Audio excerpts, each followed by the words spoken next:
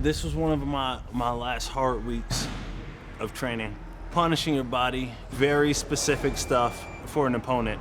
Dialing everything in and making it extremely precise. Healing up any injuries, losing some weight, and finishing out a clean camp. I just visualize how I want the fight to go. I see myself walking down the ramp to the cage. I see myself landing my favorite combinations. I see myself get my favorite takedown, getting into my favorite positions, landing my favorite strikes, getting my hand raised. That's what I visualize. I think I just kind of have to constantly stimulate my mind, and even when I'm not training for a fight, constantly have goals, and that keeps you reaching.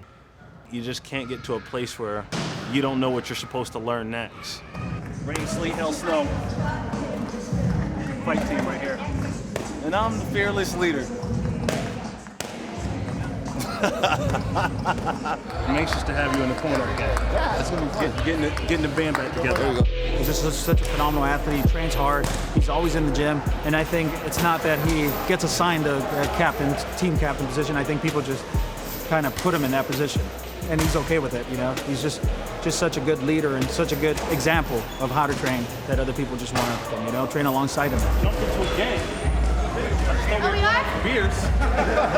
Each workout, you gotta have a goal, so that each time when I come to the gym, I have something that I need to direct my energy towards, so I can become a specialist at that. Oh, word? Yeah. Okay. Oh well. Yeah, we're good either way. Might not spar. My sparring partner got sick. When Bader started getting really popular and beating people up in MMA, one of my buddies said, "Hey, have you ever wrestled Ryan Bader?" And I was like, "Oh, I don't know, maybe." And I went back and checked, and I beat him twice. I took him out of the championship bracket. Bader? Ryan Bader? Like Tom Bader without the tuh? Yeah, exactly. Without the tuh. I go into every competition fully expecting to win, and when they raise the other guy's hand, I'm like, that's not what's supposed to happen. You're supposed to raise my hand. This referee's confused. You know, it's a competitive rivalry. It's knowing that they wrestled in college together, knowing that they fought before. Rematches are always kind of a little trivial in our head. They gave him the nod. I'm fine with that. This time, there's not going to be any judges. It's just going to be the referee. It's just going to be the referee stopping the fight. I don't think too much wrong was done by either guy. I think the pace was a little bit different in that fight than what we're used to setting. The fight was at 4 in the morning, local time in Sweden. If you're going to get up at 4 in the morning, that's cool. If you're going to fight someone who's top in the world at 4 in the morning, that's a terrible idea. That's a terrible idea.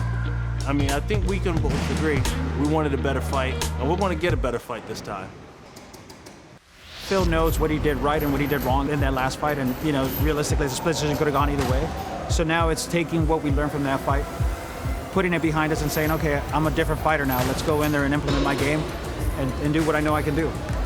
I definitely said to myself, there's some things you need to go back, fix in my game, so that next time I will not leave it to the judges. So that's the first thing. Number 2, he did a lot of things right, and that's what you have to do. You have to go back to the drawing board, say, what did we do wrong? What did he do right? Where are we going to make things happen?